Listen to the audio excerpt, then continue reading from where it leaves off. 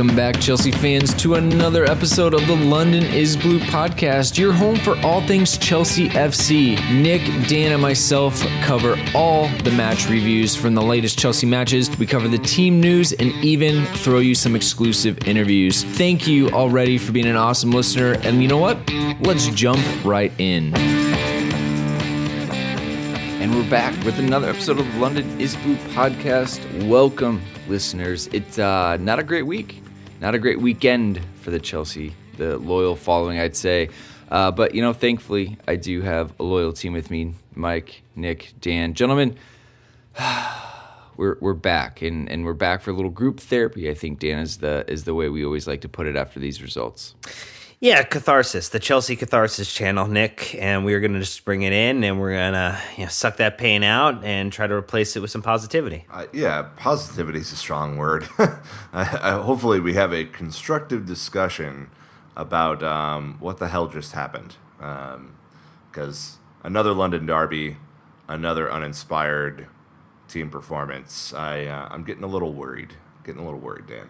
Worries the situation, and we're going to make our way through it. And Brandon, I think that's why we brought a guest on this week too. Absolutely. So always excited to bring new guests to the podcast. And this time we've got Andy Saunders. Probably a lot of you know him from the Chelsea podcast, the Chelsea. And we got to meet up in London when we were there, Andy, and it was brilliant getting to chat with you. So we are so excited to have you on. Welcome to the show. Well, firstly, thank you very much for inviting me. I'm psyched. It's a real privilege to be talking to you guys, and it was lovely to meet you in London when you came over. Good. I'm really glad we didn't disappoint. That's always a concern of ours, Nick. This is the we had to finally get someone from the Chelsea on. You guys are much like our other friends of the Fancast. You guys have been around for far longer than we have, so we're excited to have you on and get your perspective, especially since you had to sit through that terrible performance in person yesterday. Yeah, at least you were able to go and do something else afterwards. It was it was quite an experience, I have to say. And if you've brought me on for some level of positivity, I think I may disappoint, I'm afraid. We're definitely not going to blame you for not. That's for sure. Dan, before we jump in, we do have even more iTunes reviews. This is getting ludicrous. I love it. It's definitely not Luda, but it is certainly fantastic. So we did get some more reviews this week. Mac is a Blue from USA, Cyborg Knight, Obina 97, and then really cool, we had 2 from New Zealand, so we got our Flight of the Conchords review total in check here. Yes. From SF Demedler, and then Live Busser giving us some love from Close to Down Under. One did say that they're cooler than Australia, so we might have a little turf war between our Australian and New Zealand listenership in the very near future, Nick. Well, New Zealander, we're cooler than Australia. Nice. It's a worldwide thing that we're doing here, guys. Happy to have our friends from Down Under. Happy that Obina called me out specifically. That was nice. I rarely get positive reviews in our 5 stars, so that's nice. That's nice to hear. Thank you. Huge shout out to Aaron, who's a new Patreon supporter, and then also Brett for upping his pledge. And also, Brett, congrats to you and the others for launching another official CIA chapter in Sacramento. Growing the fans. Love it. You're doing great work out there. All right, kicking it off just right away. Chris Axon, CFC on Instagram, the man behind the brilliant match day photos, goes, where to bloody start? Guys, I'm out. I introed it and now I'm done. I have nothing more to add to this discussion. Or Sherry9 saying, can you die from disappointment? God. Okay. All right. Hyperbolic a little bit on the second one there. If you know Chris like we know Chris, I could see his comment with a long exasperated sigh and probably some sort of cheeky grin on the back end. This is I think it was just like, if we're gonna do an overall thing here, it was brutal to watch this yesterday. I mean, I've said it on this show before, and I will say it again. Arsenal are probably the team I love to hate the most. I just hate the elitist snobbery of the fact that they invented football and have been playing football, quote unquote, the right way forever. It's just insanity to me. So to show up with nothing to respond back to them yesterday with was poor. So that's where we start probably. I feel like O'Sherry is probably referencing where the red fern grows when the dog dies at the end of the book, and then the other dog dies a couple days later. Because I mean, you really can die from disappointment. Hey, Dan, jeez. Wow, protect the Spoiler audience. alert. Jeez. Andy, from your perspective, do you know where to bloody start? Well, I think, do you know what the most depressing thing for me is? Is we've become Arsenal. And, in the first 5 minutes, I think it was pretty evident that, that we were the fancy Dan passing, slightly fey team up against a team that was going to press us and harry us and cause us lots of problems. And, our intricate passing, possession-based style was massively at odds of what Chelsea has been in recent years. And, we all know it's a work in progress, but it's slightly worrying that we have actually become an Arsenal team. Oh, yes. The regression from this season is scary, most definitely. But you know what? I think we're going to get into all of that in our match review here in just a second. Nick, before we get into it, this is exciting. We have another really, really cool announcement for all of our listeners. This is the area of positivity for the podcast. So if you are only here for the positivity, I would shut it off after this. The rest of it could be a little rough. Yeah, please don't do that, actually. Just listen to the end. You should just listen. Join us on the dark side. Okay, so you guys know that we have partnered with Classic Football Shirts and have done a lot of promo code stuff, and you can still use your London Pod promo code for 10% off on classicfootballshirts.co.uk. We teased this last week, but we're actually doing it now. We're going to do a Gianfranco Zola kit giveaway. So really excited about this.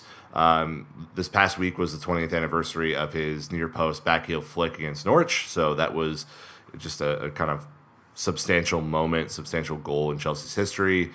We have a 1997 auto glass kit to give away from Classic Football Shirts, and we're doing a Twitter contest to kind of bring this whole thing to life. So essentially what you're going to do is even if you see it on Instagram or see it on Facebook, you're going to go to our Twitter account. That's where everything's going to happen. You're going to reply to the contest post that we're going to link to, so that'll kind of have all the details on there. But essentially, we're going to ask you to tag a couple of friends. We're going to ask you to use a hashtag. We're going to give you extra credit if you record a video or show us how far you go to love the little magician in your Chelsea fandom, and we will select a winner at random on Friday, so this upcoming Friday. So it should be a pretty quick turnaround. We're really excited to do this. Classic Football Shirts has been great to give us this excellent shirt, and I know Andy, you've probably owned a Zola kit in your day, huh? Well, let me share something with you. My daughter's middle name is Zola. And I know, and just around the time that she was born, Zola was retiring, and that's kind of why we named her Zola. And there was a time when in the club shop, Zola had signed about 20 shirts, and they were just there in the club shop on a rail, signed Zola shirts for 40 quid, and I just bought 2 of them when I saw them. So I've actually got a signed Zola shirt in my office, and yeah, of course I did. I had a Zola shirt for many years. Love the guy. There it is. So that's what we're doing, Brandon. Let's get a ton of entries. Let's show how passionate our listenership is about Gianfranco. Yeah, so definitely for now, Andy is going to be our Chelsea representative when we are plugging things. The last time we had someone from the Chelsea on to talk about our trip, Gary just shat on it. Just said that was the worst idea. So you're in, Andy. You've won that. Yeah, Gary, though, yeah, he's tricky. He can be tricky, Gary. Oh, my. He's a one-off. He's a character. We love Gary. We love Gary. He's so funny. When we told him we were going to Palace Away, he's like, "Oh, are you sure about that? Do you know how bad it is?" But it was fun. Like we're trying to sell this thing, Gary. Like, help us out, man. Yeah, he's quite something. All right. Well, let's go ahead. We have been dragging our feet long enough. It is time for the Arsenal match review. It was a Premier League match at the Emirates Stadium this past Saturday. Arsenal 2, Chelsea none. We didn't even bother to look at the score predictions because if you got it right, well, let's be honest, no one wants to know about that. So, match lineups. Dan, walk us through what Maurizio thought would be the best way to take off Arsenal. It was the lineup that Twitter expected and then therefore hated. Kepa between the sticks, Rudiger, Luiz in the center pairing, and then Azpilicueta and Alonso on the left and right side. Jorginho, Kante, and Kovacic were the midfield three, with Pedro and Willian with a Hazard in the central role. No Morata on the bench, but we did have Willy Caballero, Andreas Christensen, Emerson, Ross Barkley, Ethan Ampadu, Olivier Giroud, and Callum Hudson-Odoi.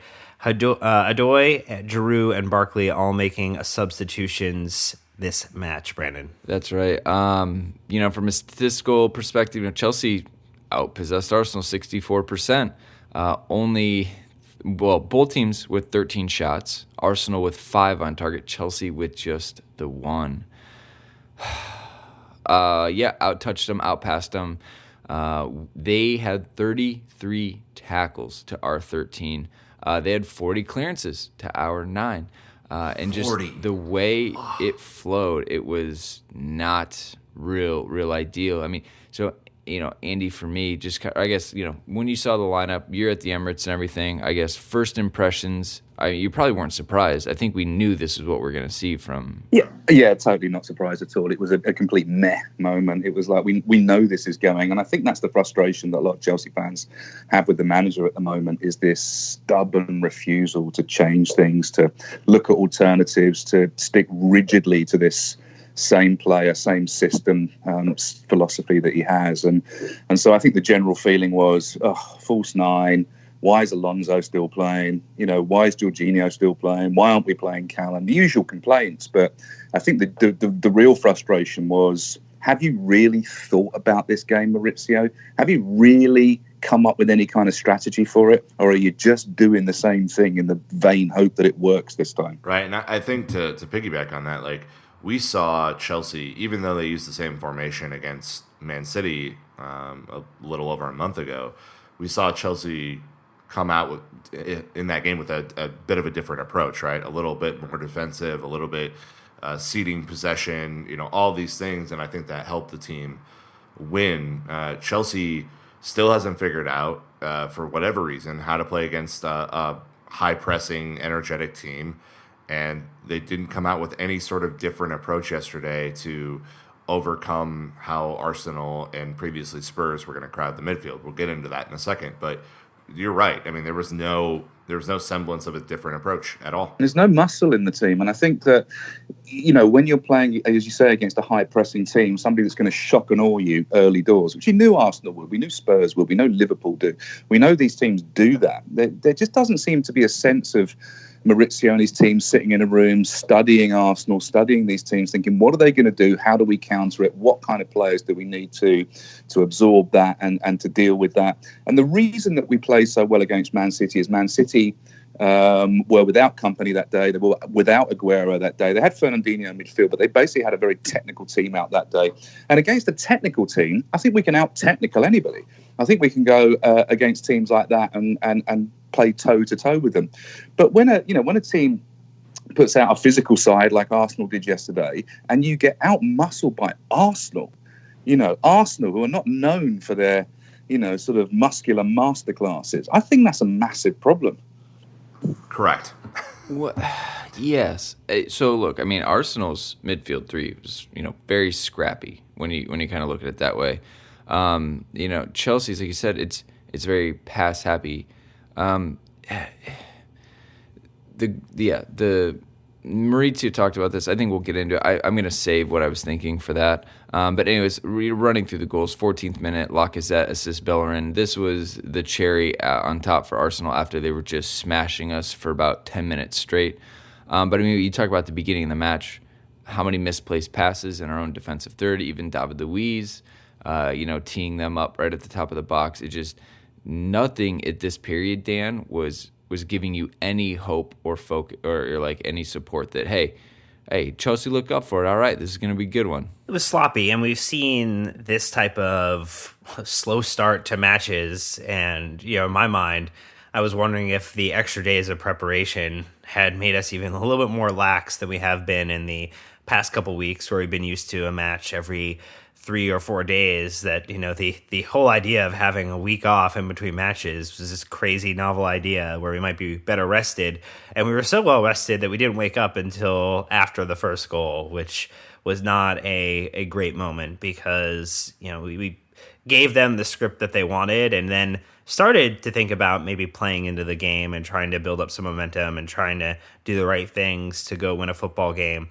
But ultimately, when you're down 1 goal away after 14 minutes, after conceding possession, making terrible fouls, that it really just was not the great script to start the match. And ultimately, Nick, I think it was where the hope had gone from the match, I think, at that point. Yeah, I texted the group pretty much immediately after that. We just didn't look up for it. We didn't look like, we being the team didn't look like they had prepared at all, especially in the first 25 minutes. I think they had a better spell, until about halftime after that. But it was really, really bad. I mean, misplaced passes all over the field, a lot of miscommunication between Jorginho, David Luiz, and Marcos Alonso, and even N'Golo Kante had some loose touches, which is a rare sight. It was just very, very poor, Brandon. Not a great start. 39th minute, Laurent Koscielny shouldered it right into the goal. Assists Socrates. So nothing like having their 2 center backs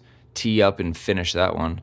Again, to be fair, I thought this one was a little fluky. Andy, I don't know what it was like for you guys in the stands, but the fact of the matter was poor clearances and not being heads up to what's happening. Yeah, I mean, one of the big problems with that is you're sitting there, and I'm sitting there thinking, well, that's odd. Pedro seems to be marking 2 massive guys at the far post. They're going to get a free header across the goal. Oh, look, it's happened, and there goes the goal. Why is Pedro marking 2 huge players at the back post? Why is that happening? And, why haven't we thought through who marks who at set pieces? Our set pieces have been shocking. In the last game, Pedro was supposed to be on the post. He came off the post, and the ball went exactly where he was standing. There seems to have been no or little thought put into the tactical requirements of what to do at a set piece against any team. So you cannot allow a free header across the 6-yard area when you've got a player as adept with it in the air as Koscielny. It's ludicrous and poor and sloppy and casual. Yeah. Yep. No, that's it. That's exactly it. And that leads us right into what the first thing we're going to talk about. So look, like short and simple, Chelsea were played off the pitch yesterday. So before we get into any individual blame game, which I personally don't partake in, I find that to be inappropriate. Right. Yep. We have to say that no one in a blue kit cloaked themselves in glory during this match. Now, with that being said, how did this Emery-style beating of our beloved Chelsea come to pass? So, Dan, I think Arsenal flux between a 4-4-2 and a 4-3-3, depending if they're offense or defense. So I think that the formation was a little bit interesting of how teams are lining up against Chelsea. I know Tweeds on Twitter said, implementing a new philosophy or strategic direction is never linear. Compromises and adjustments are made along the way. The fact that Sarri is blindly continuing down the same path with zero sign of change is baffling. And I think that is part of the thing. We've even heard Andy say it already, is that Chelsea are now extremely predictable, and they know that as long as they defend around the top of the box, Chelsea won't look to penetrate or to pressure them. So I don't know if any of you have watched Mourinho's comments on BN Sports, but he was the special commentator that they brought in for this match. And he was detailing the fact that, if you make life difficult for Jorginho, that Luis and Arsenal and Alonso are also susceptible to being kind of worked upon, that you really then have nothing going on the right-hand side. And that's all you need to do to really make life difficult, very difficult, as he said, for Chelsea to score. And that's exactly what they did. Our friend Nami Footy was, had a really good photo that just outlined the fact that Ramsey was basically Peter Pan's shadow to Jorginho and making sure that he didn't leave his side. So there was no time for Jorginho to distribute the ball in the way that he has in some of our other performances this season. And then you ran into plenty of moments where Luiz had the most time on the ball, but because there was no real route to get it to anyone, that it made life just extremely, extremely difficult to move it anywhere. And our right side of Azpilicueta and Conte and Pedro really didn't have the same ability to kind of move forward and get the ball going anywhere. So, I think Andy, this speaks to the whole idea of that there's no tactical fluidity or willingness to adapt in these scenarios when you see something that's not working and making an in-game adjustment. It just doesn't seem to be a part of what Sarri likes to do. No, I think he's very single-minded in his philosophy. He has a vision of how he wants to play. He has a philosophy that is, we will play our game and we don't care what anybody else does because our game is superior. And if it works in the way that we want to work it, and we'll come and we'll talk about the post-match conference and what he said about the actual players. If it works in the way that I want it to work, it will work, regardless of what anybody else does. Interesting point you made about Jorginho. I mean, this is what happened in the Spurs game that we got smashed in. Dele Alli went and stood on Jorginho and absolutely negated him and stopped any forward momentum by doing that. And so we had a warning earlier in the season that teams were going to do this. Jorginho gets an awful lot of stick live, in the stadium from the Chelsea fans. He gets terrible abuse because he's seen to be slow and not moving the ball forward, moving the ball sideways. But I have a great deal of sympathy for him when he's marked in a game like that and he hasn't got any runners off him.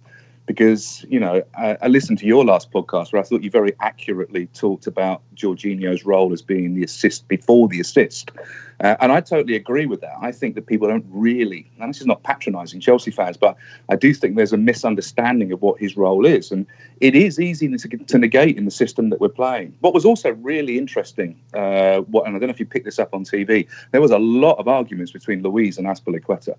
They were really going at each other. And I think that was very much frustration on Luiz's part. Exactly what you said about not having an outlet and wanting Azpilicueta to push up and give him an outlet. And they were constantly at each other throughout the whole game, which is not a good sign. I did not catch that. But certainly, yeah, we've talked about Jorginho's kind of role and how he's been marked out of the game. I do think then, as we were talking about kind of the tactics and how this is set up, one of the comments that has been made recently is that the movement, like getting the ball through the midfield is one thing, and that's becoming harder and harder for this team. But the movement and any sort of like outlet from the back is really poor right now. It doesn't seem like players are running for each other. It just kind of seems like they are so drilled in where they should be positionally that even if someone's marking them, it's like, well, this is what we trained, so like why would I move out of this 3-yard area when I know this is kind of what we're supposed to be doing? So I think that's worrying to me that other teams have clearly watched film on how we play and have identified that if Jorginho, regardless of what you think of him, is the linchpin of how we move the ball effectively, if you stand on him, then the rest of the team really struggles to figure out positionally where they should be, what types of runs they should be making, because it doesn't flow in the same way. And that's, we got back to a lot of Conte ball yesterday, Andy, a lot of side to side, a lot of slow moving around the pitch, just looking for maybe a late runner that we could lift over the top. And that's not going to cut it. Not for what Sarri wants. Yeah, and I think that Catenaccio style of play, that counter-attacking style of play where you wait, and then you spring, that's fine. I'm absolutely fine with that. I've always said I'm not in it for the entertainment. I'm in it for the wins. Give me the wins. I don't care how we win, as long as we win. Catenaccio, fine, balls me to death, but if we win, I'll go away happy. Problem is, you've got a sort of combination of the two things. So you've got Sarri ball, which is supposed to be possession-based, springing traps, pulling people out of position, creating space.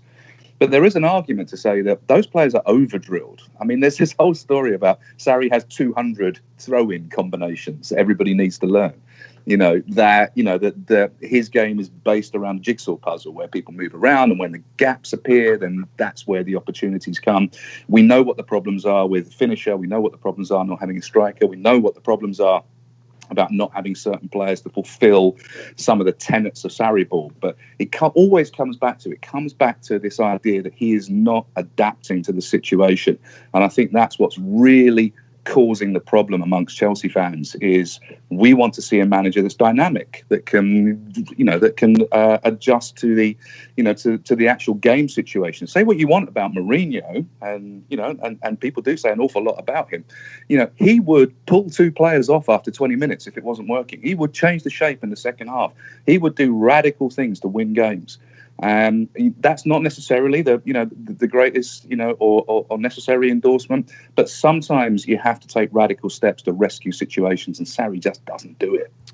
Yeah, I give him credit. Like he makes substitutions early, which frustrated us a lot with Conte, but now we're back to, but here's the thing though. Now it's predictable. Here comes Barkley for Kovacic.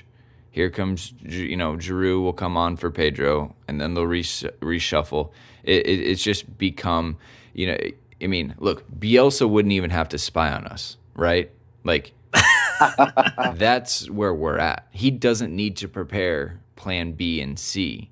And I think that's where it's tough for us, is that teams can set up for one thing, and that's all they have to focus on. And it's easy. But like you said, Mourinho would...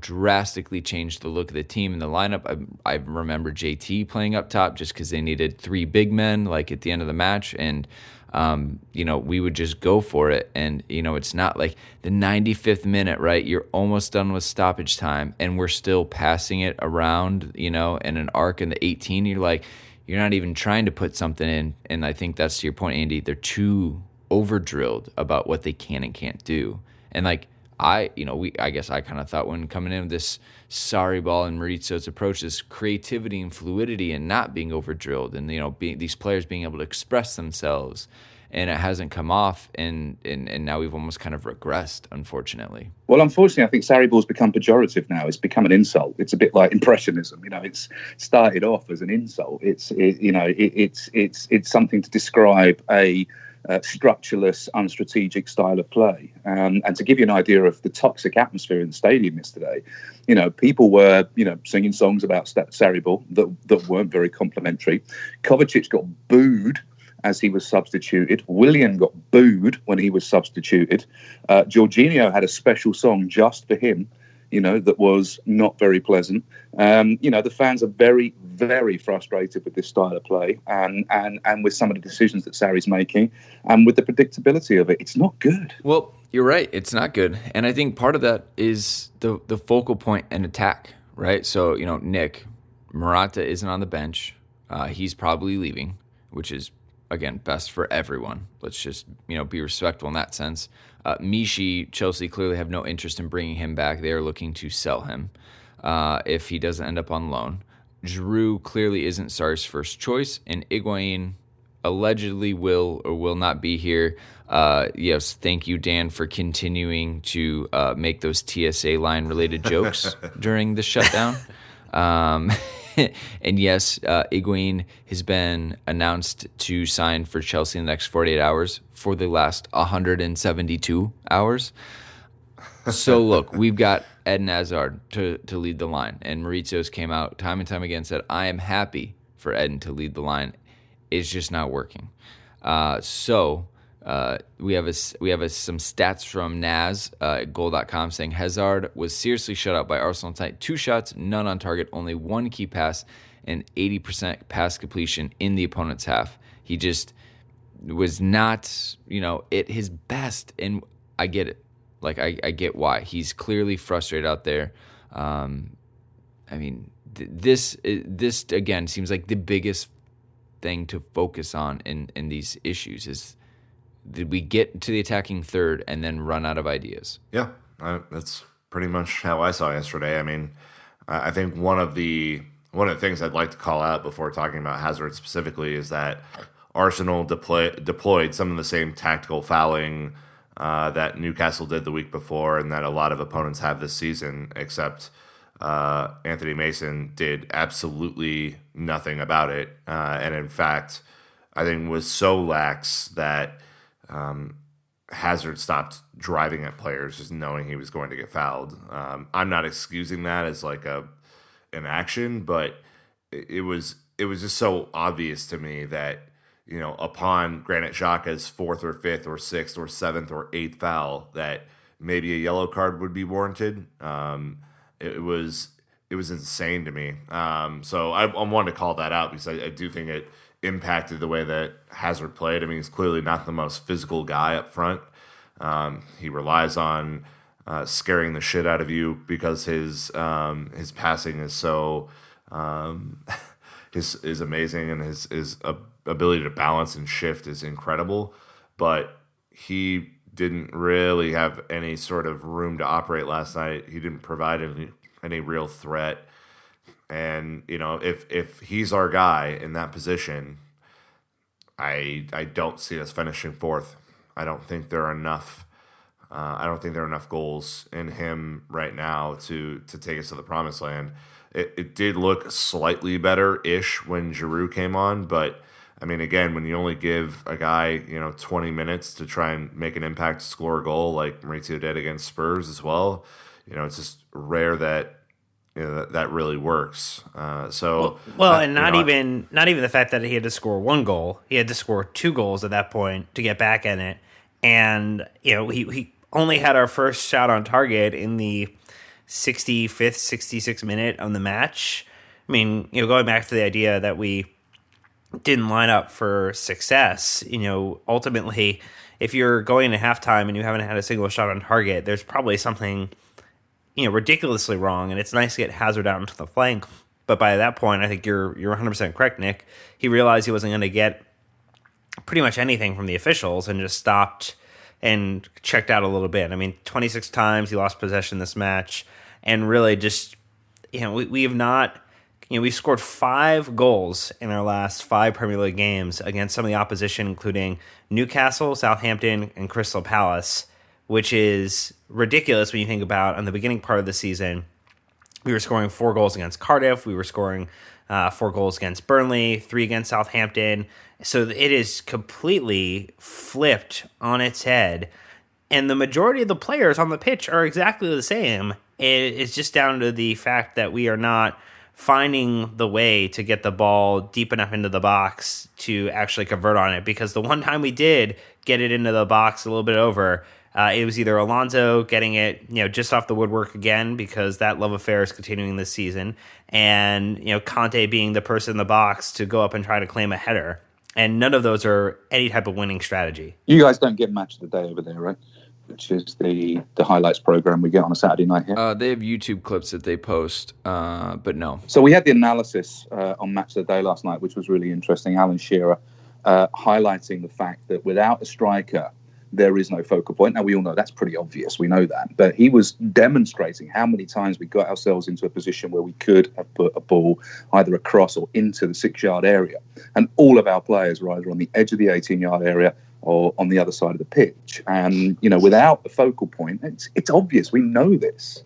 Then it's very difficult when you're creating this possession-based football to actually have any kind of final product. The only thing you're going to do is score a wonder goal like William, or hope that you get a set piece, which is, what teams at the bottom of the table, hope they can do. This shouldn't be the kind of strategy for an elite football team like us. Yeah, and you can trust Alan Shearer. He knows a thing or two about smashing them in. He scored a couple. Oh. Yeah. I wanted to just pick up one point that you talked about Hazard and the fouling of Hazard. And I think this is really interesting, and it's something that I noticed, which was teammates are not getting around the referee. They're not coming up and going, "Come on, ref!" This guy's getting hacked off the pitch. If you had Michael Ballack, Essien, Lampard, some of those big figures in midfield on the pitch, there's no way they would let that happen to Eden Hazard. There's no way that they would tolerate that as a team. There's too many individual players in that team that aren't sticking up for each other. Now, I'm not advocating anybody goes and, creates violence or gets themselves into unnecessary trouble. But the sense of all for one and one for all just isn't there. We just do not have enough players with enough animal in the midfield to intimidate other opposition players, and we are giving them carte blanche to go and hack Eden Hazard to pieces with no consequences if the referee won't do anything about it. No, that is an incredibly good point, Andy. I think at the beginning of the season you saw Azpilicueta and Cahill when he was playing, and some of the guys get in the referee's face, but there is, in my mind, and it's a larger topic for another day, but there's a lot of passive leadership on the team, at least on the pitch. Who knows what's happening in training, or how the changing room actually functions, but it just appears on the pitch that there is no one, and this includes Dave, who I love. There's no one willing to make a fuss about it, or in less appealing terms, like you just said, stick a foot in and make sure that the offender, in this case from Arsenal, which would be Granit Xhaka, got a little bit of his medicine back, right? I think there is that needs to happen, and it could be that the team has just seen this happen over and over and over with no repercussions, and maybe it's like why would we get a yellow card for dissent if it's clear that this isn't a big deal to the referees? But I think to your point, I would love to see a lot more fire from the team around really bad fouls. I mean, Mike in our group just brought up a really good point, and that was N'Golo Kante yesterday was making a sprint down, got grabbed from behind. That's a yellow card every single time, and nothing was done about it. But there was also no real argument to be had about it either. I think there was maybe a half-hearted one from Azpilicueta just throwing his arms up in disgust, but that is a problem. Imagine if Diego Costa had been on the pitch when that had happened. Imagine if Didier Drogba had been on the pitch when that had happened. If somebody had done that to his teammate so cynically, that sense of we are one is missing. I mean, if you look at, I was having this conversation with somebody this morning about Manchester City. Well, Manchester City are just a team of individuals. Well, no, they're not, because they've got some really, quite feisty players in their team. Company, Fernandinho, Aguero. I mean, these are fighters. They're battlers. We don't have enough battlers in our team. We don't have enough people with a mongrel spirit in there to go out there and just cause intimidation. Now you have to have all the attributes that go with that. You have to be an elite player. You have to be able to play football. You have to be able to do your job. But you've also got to have something else, which is, I am not going to let this happen to my teammates, and I'm damn sure not going to lose. And I'm not sure we have that spirit, and that's one of my big concerns. This spirit, I think that's a big one. So obviously, huge post-match press conference from Maurizio. When mom and dad start speaking in their native tongue, that, well, shit's getting real. He said, while it was more than a fizzle than fireworks during the match, sorry. Opening it up in the post-match press conference, it was anything but flat. And speaking in Italian solely for the first time, he didn't mince words when sharing his frustration. So a little timeline run through, Dan, please, from our friend Liam Toomey at ESPN FC. Yeah, definitely going to speak it in English because I should not try to butcher any type of Italian here. But saying first that Thank you, Dan. Yeah, you're welcome. You're welcome. All the world is welcome. Prefer to speak in Italian first of all because I want to send a message to my players and I want to be very clear. I don't want to make a mistake with English. Switch to Italian, saying I'm extremely angry because this was due to our mentality. We played against a team far more determined than we were, and this is something I can't accept. We had a similar issue versus Tottenham.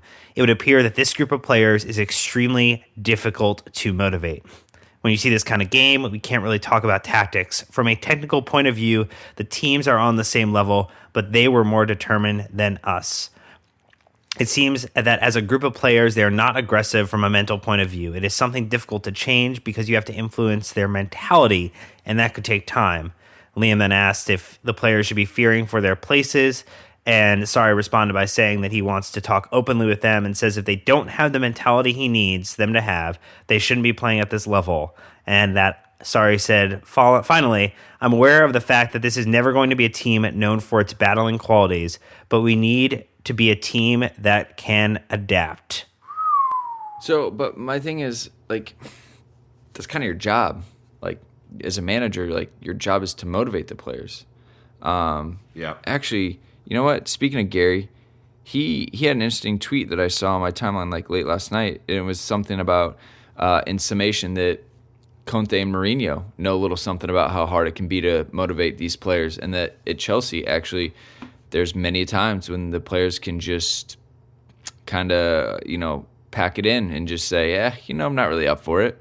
And it seems like I couldn't agree more on this, Brendan. Not to cut you off. No, here, go for but it. This is something that I've been railing kind of against since we started our show, and even before. I think when you had the group of leaders that won the Champions League in Munich, largely get disbanded after the following 2, 3, 4 seasons. It's been brought up multiple times in preseason and any time there's a transfer window, international captains, the strong leadership, consistent leadership at the club, from a playing point of view, never really got replaced. I know Eden Hazard is the captain of Belgium, but in the same way that I think he can be a leader for that team, I don't think he is a leader for Chelsea. I think the leadership style has evolved to be individualistic and passive, whereas I think Sarri's point here is that it needs to be aggressive, and that there have been rarer opportunities of Chelsea fighting back from 2-1 to win a game 3-2, or really getting stuck in, with a Spurs or an Arsenal or United to have a battle than in the previous 10, 15 years. I mean, this is I think Sarri is right to question the mentality, but I also agree that yesterday is, in my mind, just as much on him. The results against Arsenal, the results against Spurs, is just as much on Sarri as it is about the players. He can be frustrated all he wants with the performance that they put out there, but Brandon, you're 100% right. I'm going to pass back to you since I cut you off. Like, it's his job now, and just as it was Mourinho's and Conte's, to get these players in a position to play, and that didn't happen. Yeah, but I guess, that I wonder if part of his recruitment as well, or they just know that, hey, they have the track record, right? Like, if things aren't going the way they want, they just know that they have to kind of slow it down for a little bit, get a new manager, and then they start again. I'm not here to say that's happening, but I can kind of empathize with Maurizio kind of in the situation, because like I said, we've seen some really, really good stuff out of these players, but there's just a lot of inconsistency and against who we would need to be our bigger players. Eden, started off great, cooled off. Pedro, he can ship goals against Newcastle, but it didn't come off today. Willian, scored against Newcastle, nothing going today. And it's just kind of in and out of the, of their prime. I mean, at least that's always been my big concern, Andy, with kind of the squad, is that you've got like really, really good B players that they have a high ceiling, but they're not A players because they're not consistently performing at that level. Yeah, I think I'd agree with that. I think there's two things in the Sarri post-match. One is he's right. I don't think there's any doubt about that. The mentality is lacking. That everything he said, I find it difficult to disagree with. Whether he should have said it in a public forum, whether he should have maybe dealt with that behind closed doors and been a little bit more supportive of his players. That's a whole nother question. It's definitely thrown the cat amongst the pigeons. I kind of like the passion. I like the anger. But I think you're right. It's his job. That's your job. That's why you're paid millions of pounds a year, to motivate the players that you have, either through training or playing them a system that suits them. I mean, you're playing your two best players out of position. You're playing Hazard and Kante out of position. Maybe think about that. Maybe think about what motivates them, what motivates your key players. But it does, again, it comes back to the makeup of the squad, of what's happening in the dressing room, who's going in there and pinning people up against the wall and saying, that's not good enough. I can't imagine for a second that John Terry would have tolerated that first half. He just wouldn't have tolerated it. I think he would have gone in there and just forget the manager. I think John Terry would have put somebody up against the wall and said, how dare you play in a Chelsea shirt and perform like that? That's not us. You can't treat the people that are standing that away and like this. I don't think anybody's doing that in the dressing room. And I think that, so the two elements of it are everything he says is right. I'm not sure you should say it in a public forum like that, because I'm not sure what it achieves. I guess, my thought would be is that he's probably said that to some capacity, and that's kind of obviously making a logical or kind of a assumption-based leap. But ultimately, I think we've seen this play out a couple of times before, where we start to see the manager criticize or talk about the players, and that you then start to feel the questions start to arise. It's like now the countdown clock, which we pretend doesn't exist for managers at Chelsea, starts to mythically just appear in the top right corner, and now we have to start wondering, well, when does Sarri's run end? Because ultimately, even if it is his job, even if it is correct, no club is going to overturn its entire squad for a singular manager when managers are the replaceable commodity compared to having to, fire a full team of players is not a realistic situation in any capacity. So I guess I'm concerned coming out of this more so than maybe feeling good that he said these type of things, because to have this type of problem when you're on the cusp of top four, when you're advancing into Europa League, and everything was kind of heading in the right direction for this season to knock on the couple of boxes that we needed to hit, that is not giving me good feelings about the next 2, 3, 4 months here. I think we're all glued to William's Instagram, aren't we, to see what kind of emojis he's getting.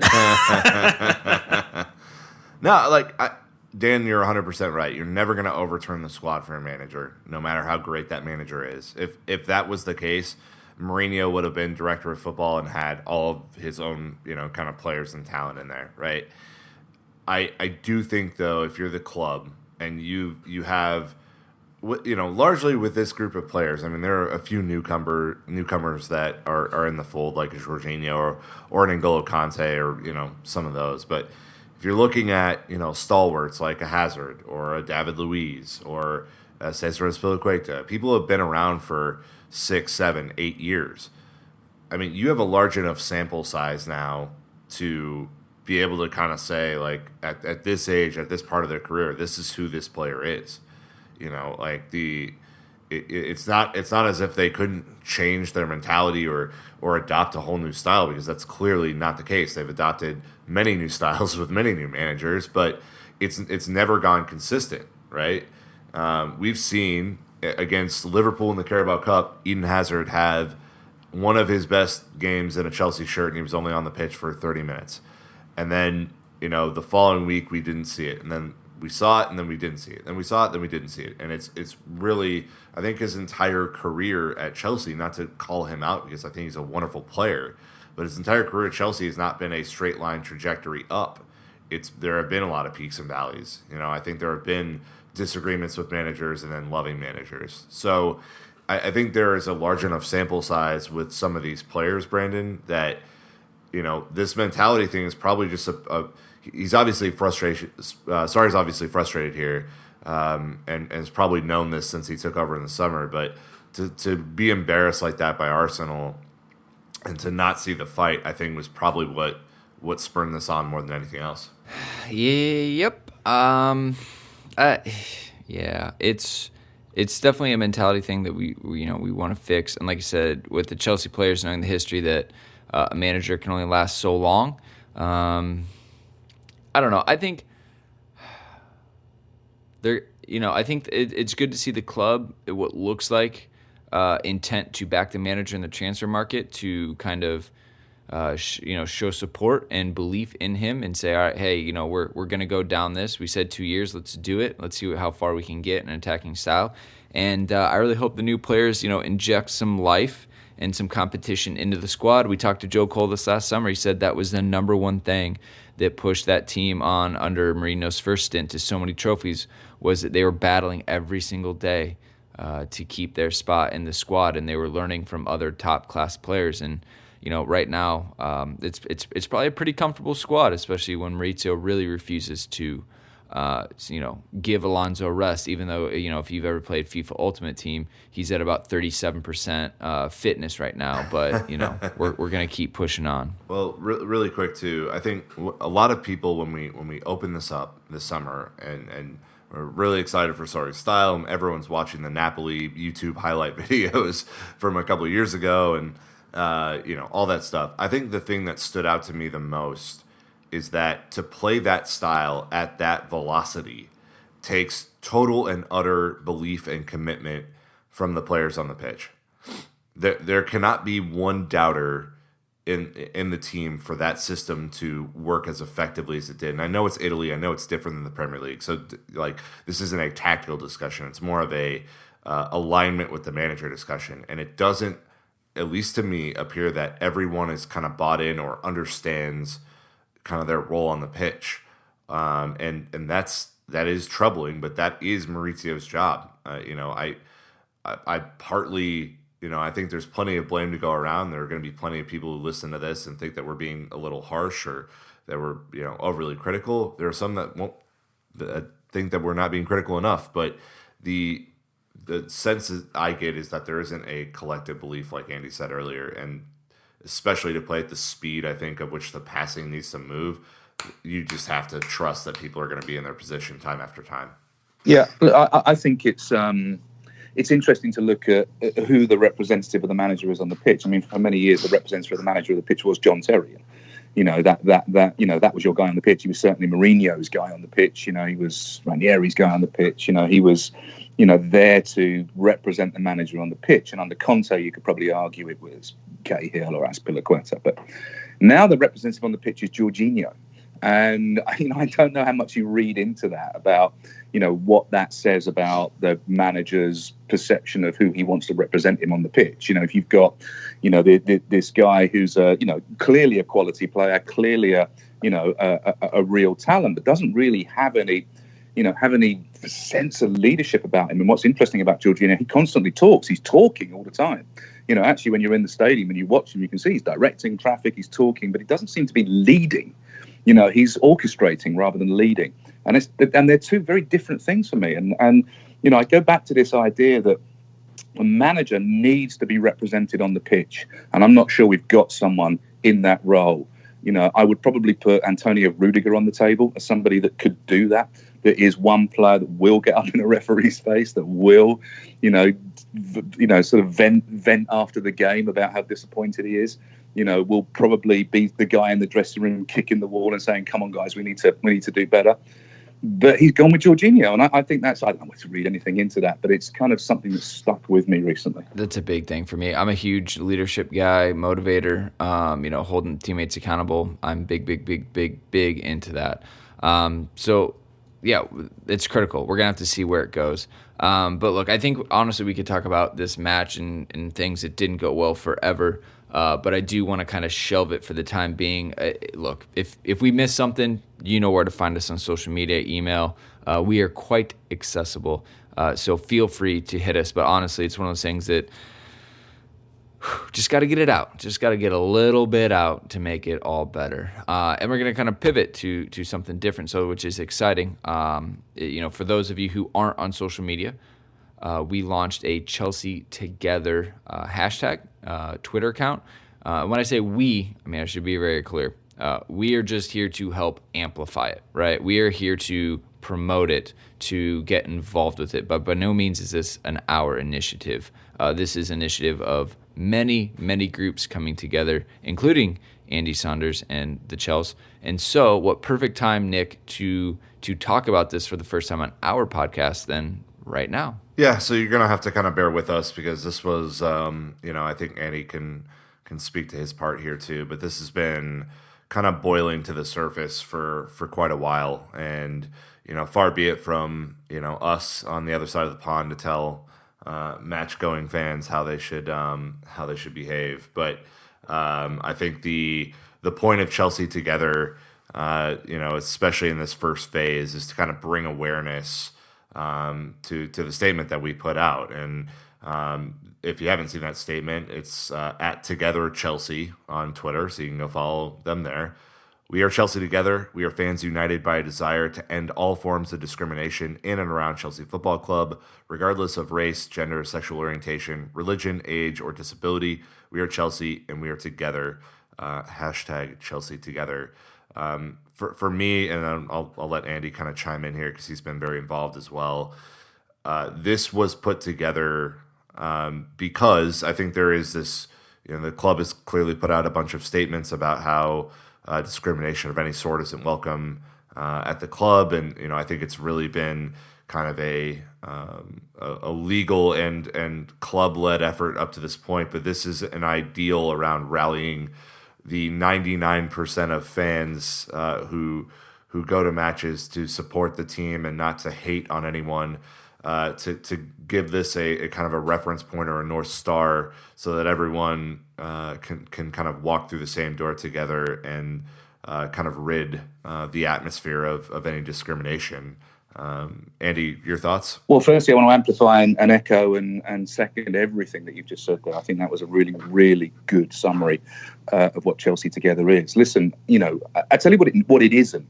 It isn't about telling people what to do generally. It isn't the song police. It isn't telling people what to sing, what to think. Frankly, I don't think any of us care what anybody thinks. That's none of our business. You can think what you want. That's your personal cross to bear. If you think horrible thoughts, that's entirely up to you. I think what we're saying is don't bring them into the stadium. Leave your bigotry at the turnstiles. And this has all come about from an increasing unease with the use of the Y word, which, for those of you that don't know, is a derogatory term against Jewish people, which, is complex in the UK because Spurs use it. They, in inverted commas, have reclaimed it because it was used pejoratively against them for many years. So they use it. Chelsea fans use it against Spurs. They use it pejoratively. But a lot of Chelsea fans would say that it's not anti-Semitic when they use it because it's against Spurs. But the fact of the matter is it's an illegal word. It's a hate word. You can be arrested for using that word in the same way that you could be arrested for using the N word. So it's complicated. So a lot of fans are conflicted on its use. It's songs that have been sang at Chelsea that include that word for many, many years. So it has required a big cultural shift within the ground. And a very small minority of people, and it is a minority of people, and we have to make that very clear, are resistant to it or have been resistant to it for whatever their various reasons are.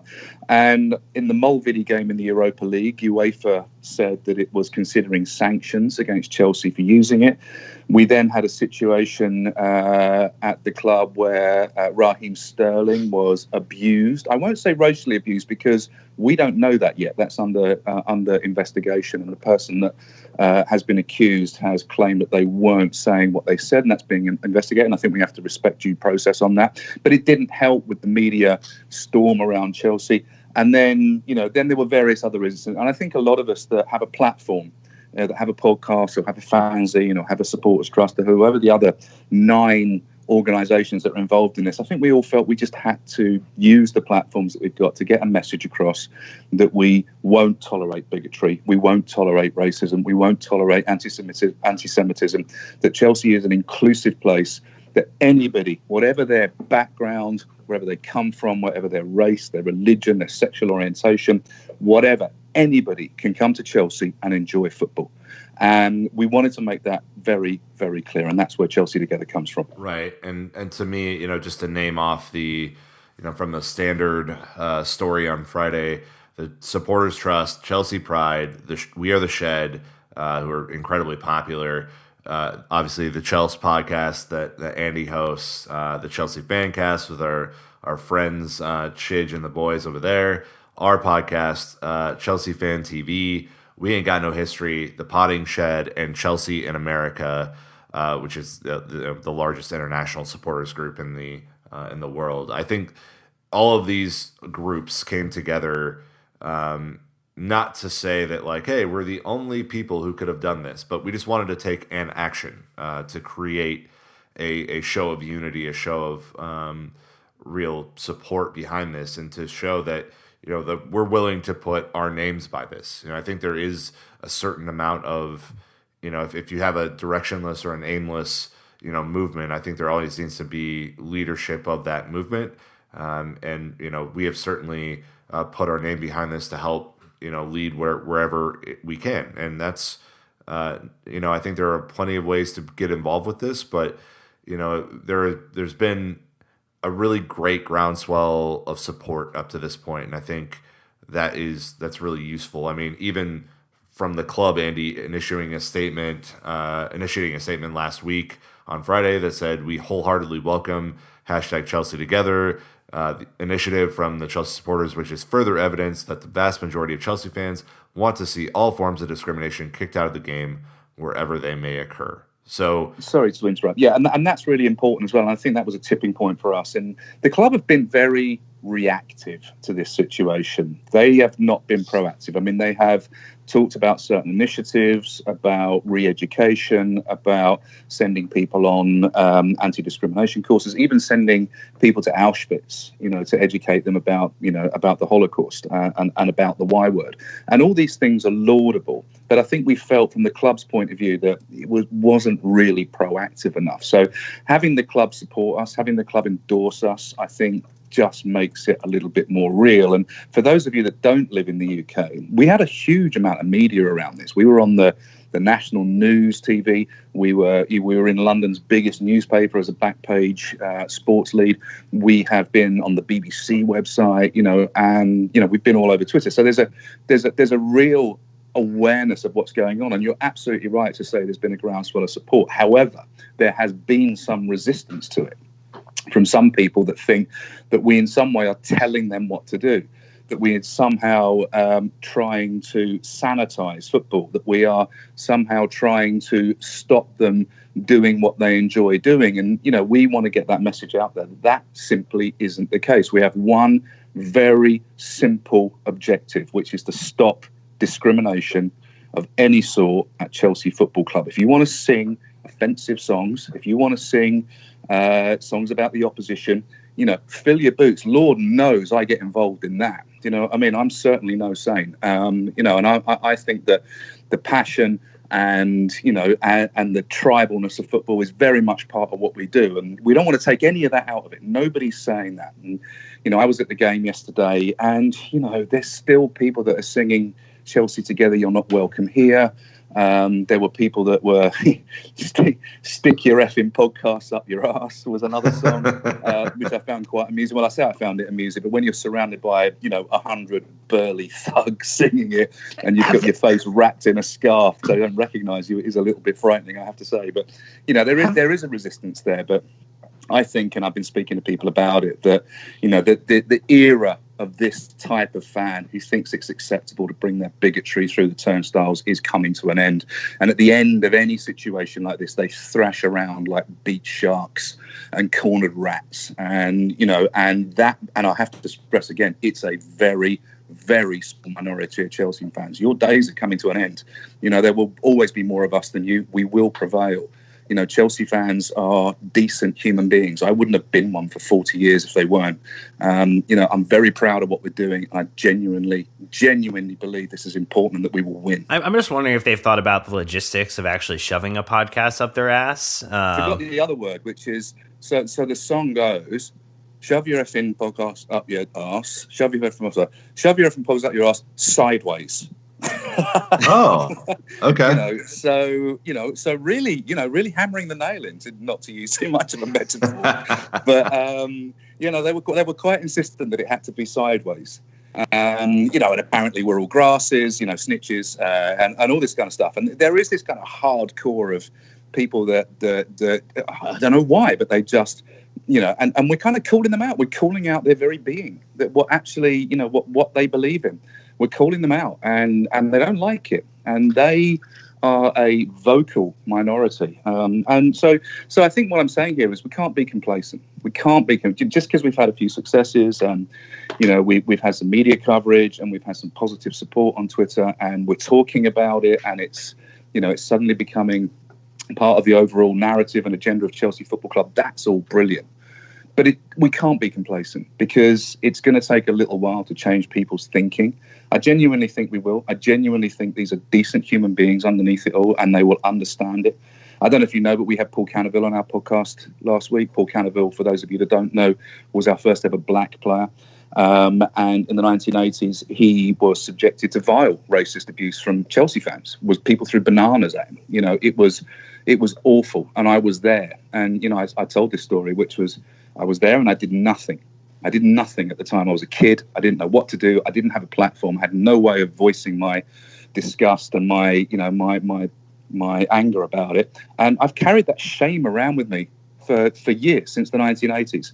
And I'm damn sure not going to do it again, you know. And because I have a platform, I'm going to shout about it. And, you know, and I genuinely am grateful to you guys and to everybody else that has had the courage and the bravery and just the decency to voice this. I really am. Yeah, I think a general statement here is, you know, cultural change is like turning around the Titanic. You know, there are some things that are easier done and smaller changes that can be made, but we certainly realize that this is a minority effort for those who are resisting the change, but certainly our goal, you know, and hopefully in a phase 2 of this movement, is to be more actionable, to really put on display how we are living our mission statement, how we're helping to affect change.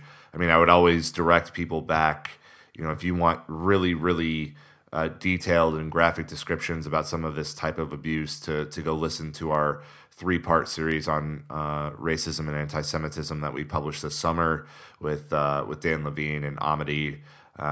It was, again, really hard to record. We had Paul Canterville on as a cameo, a few others, talking about the atmosphere back in the 80s and the kind of the tie into what's currently happening today.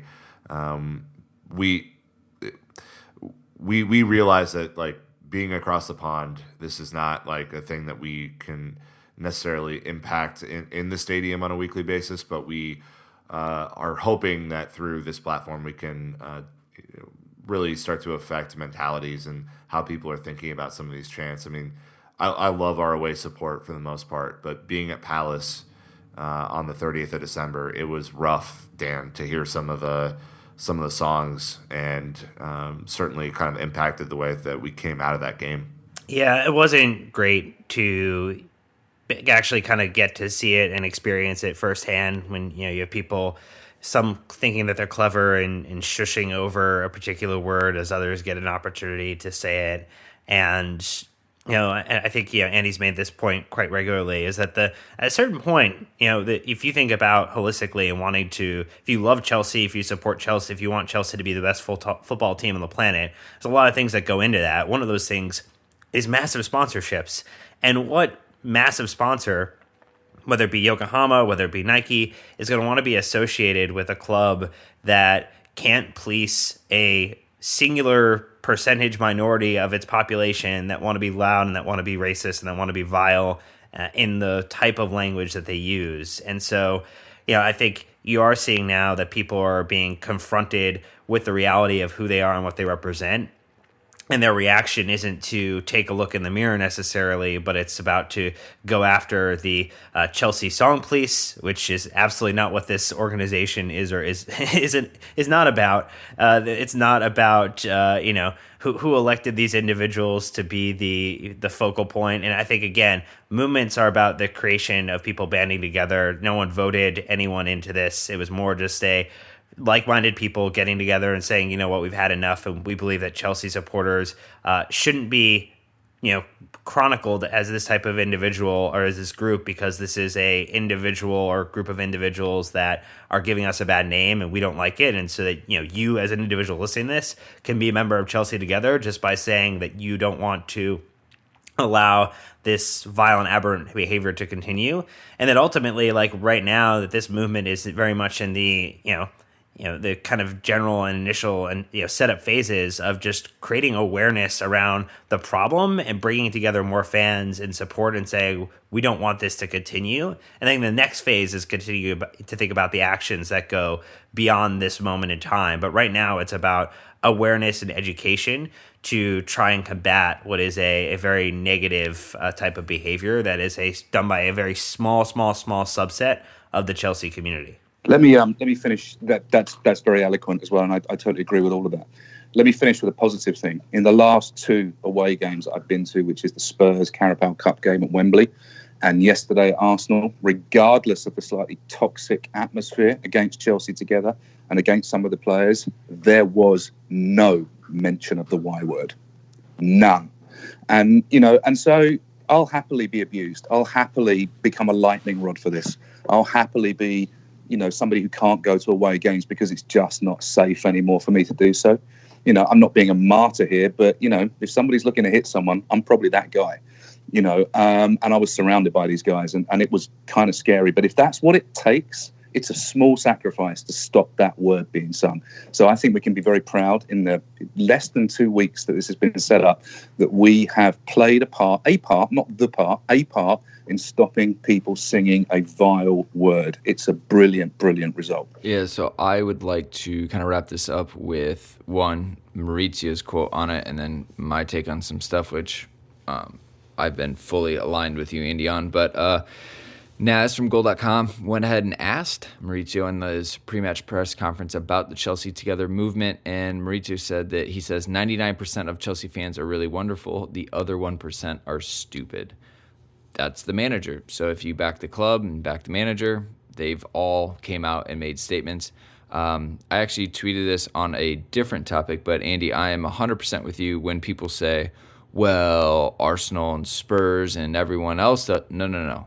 You know what? We're here to clean up our house and be the leading example of what football culture can and should be when it comes to these topics. We should be the ones leading the charge and saying, look, we cleaned it up. You can and should too.